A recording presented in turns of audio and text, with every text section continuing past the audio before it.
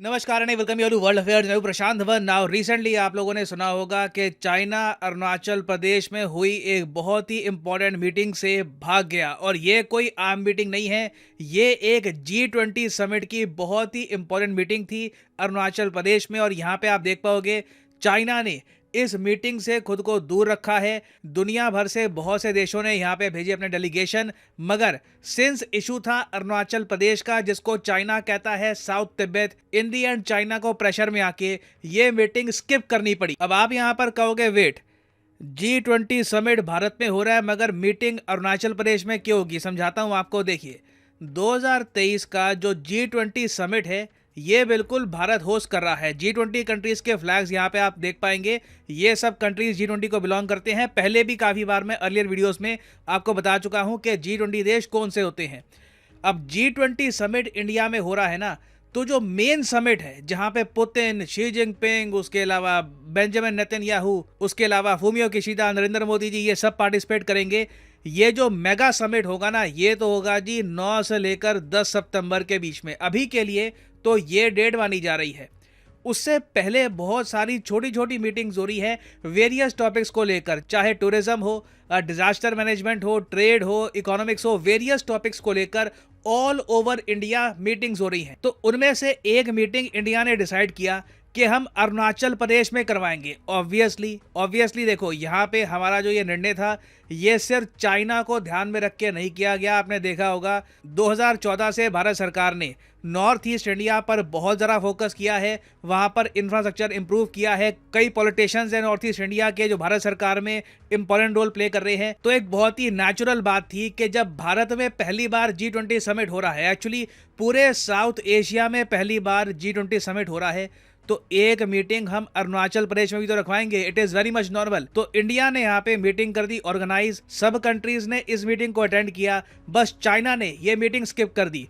और मैं आपको बता दूं, चाइना अभी एक और मीटिंग हो सकता है कि स्किप करे, और ये वाली मीटिंग मोस्ट प्रॉब्ली होगी कश्मीर की मीटिंग। देखो, चाइना और पाकिस्तान G20 समिट में हो रही दो मीटिंग्स के अगेंस्ट है।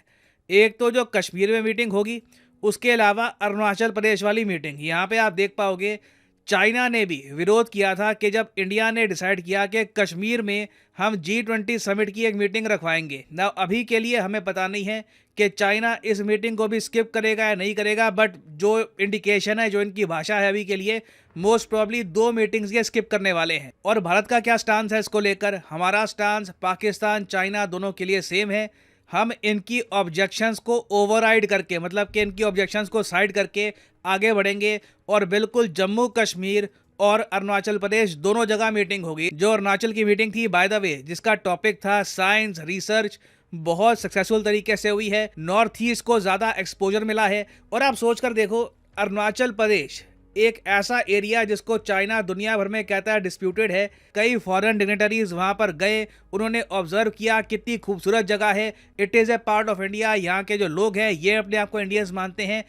तो इंडिया की सॉवरेनिटी के हिसाब से भी आप अगर देखें तो ये एक बहुत अच्छा मूव था। अब यहाँ पे आप एक बार ये भी कह सकते हो कि ये भी पॉसिबिलिटी है कि हाल ही में जिस तरीके से यूएसए ने ये कह दिया कि अरुणाचल प्रदेश ऑफिशियली इंडिया का पार्ट है, उसके बाद इंडिया ने उसी लाइन में ये जो मीटिंग है ये भी रखवाई हो।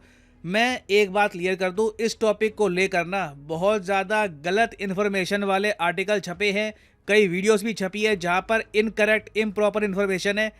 यूएसए ने अभी तक कोई रेजोल्यूशन पास नहीं किया है जिसमें ये लोग कहते हैं कि अरुणाचल प्रदेश भारत का पार्ट है। जी हाँ, देखो, हम लोग सेंस डेमोक्रेसी में रहते हैं, हमारे यहाँ पार्लियामेंट सिस्टम होता है, तो हम ये बात समझ पाएंगे। पार्लियामेंट में एक रेजोल्यूशन टेबल करना अलग बात होती है, उस पर वोटिंग करके उसको पास करवाना अलग बात होती है। यूएसए में क्या हुआ कि कुछ इनके जो मेंबर ऑफ पार्लियामेंट हैं, इन्होंने यूएस की सेनेट में एक रेजोल्यूशन प्रस्तुत किया, सिर्फ प्रस्तुत किया, जहां पर लिखा है कि हम लोग मानते हैं कि अरुणाचल प्रदेश इंडिया का इंटेग्रल पार्ट है।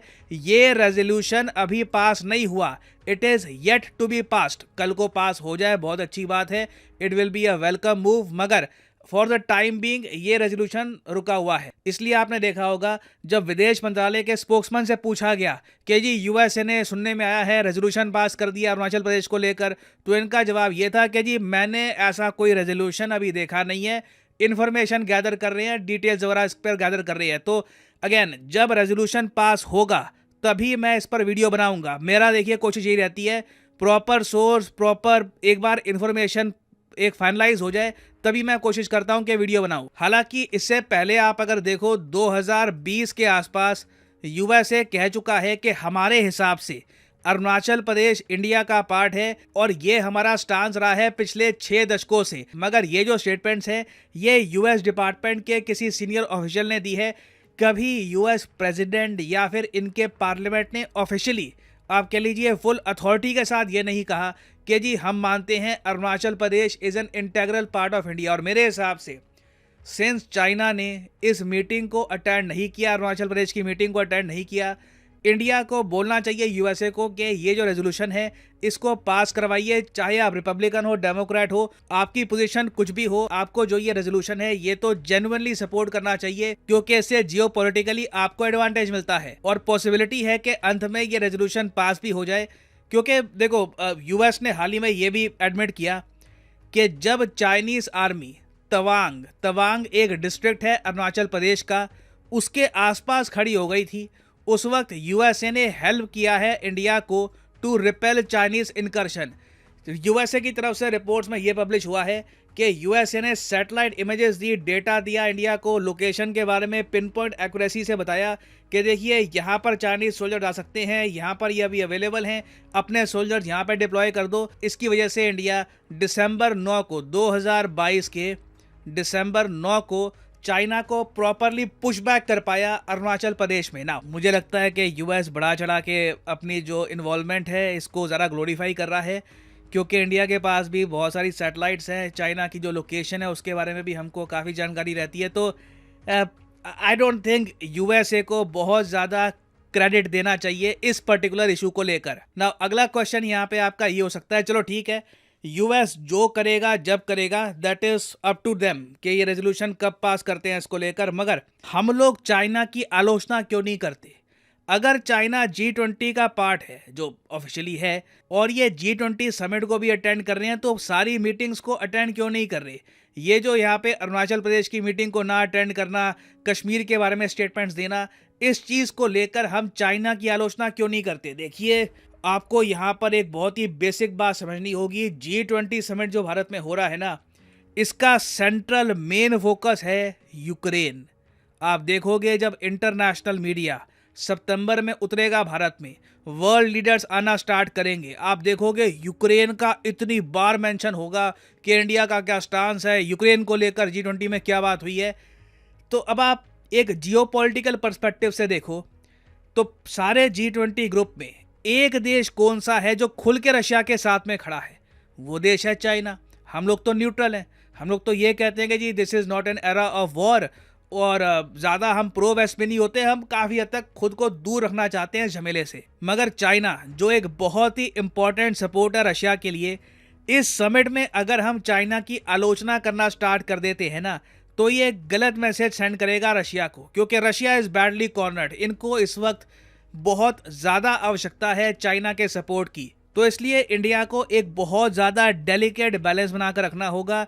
अनफॉर्चुनेटली इस समिट में हम चाइना की आलोचना कर नहीं पाएंगे इन मीटिंग्स को स्किप करने के लिए। हाँ, एक इंग्लिश में कहावत है, फॉरगिव बट नेवर फॉरगेट।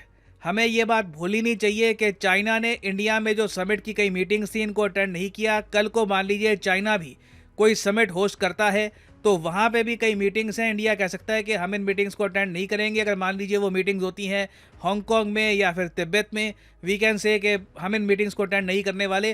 तो कहीं ना कहीं हमें एक स्टांस रखना होगा। अगर चाइना ये सब कर रहा है, इनको इन्हीं की भाषा में जवाब देना होगा, नहीं तो लॉन्ग टर्म में ये लोग समझेंगे कि हाँ ठीक है ये एरिया डिस्प्यूटेड है, इसलिए हमने यहाँ की मीटिंग को अटेंड नहीं किया। तो ये टॉपिक देखो अभी बहुत न्यूज़ में रहेगा। देखना होगा कि जम्मू कश्मीर की मीटिंग में चाइना क्या करता है और क्या इवेंचुअली यूएस उस रेजोल्यूशन को पास करता है या फिर वो रेजोल्यूशन एक्सपायर हो जाएगा, लटका रहेगा। देखना होगा इसको लेकर। कुछ भी अपडेट्स आती है I will make proper informative video on this topic. और फाइनली मैं आपको यही बता दूं कि मैंने और अनअकैडमी की टीम ने मिलकर एक यूपीएससी एग्जाम के लिए टेस्ट सीरीज प्रिपेयर करी है। ये टेस्ट सीरीज का प्राइस है 1100 रुपये, मगर अभी अनअकैडमी में 25% डिस्काउंट चल रहा है, तो आपको एक मैसिव प्राइस ड्रॉप दिखेगा इस टेस्ट सीरीज में। तो कमेंट सेक्शन में जाइए, यहाँ पे आपको लिंक मिलेगा, the best test series you can buy. इस लिंक पर करिए क्लिक और यहाँ पे आप परचेज कर सकते हैं ये टेस्ट सीरीज।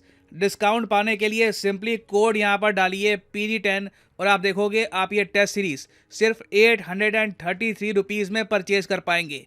इसमें आपको बहुत सारे टेस्ट मिलेंगे जो यूपीएससी प्रीलिम्स में प्रिपरेशन करने के लिए आपकी बहुत हेल्प करेंगे। So purchase this test series, support world affairs. इसी नोट के साथ यह वीडियो का अंत। Thank you for listening and as always God bless you all.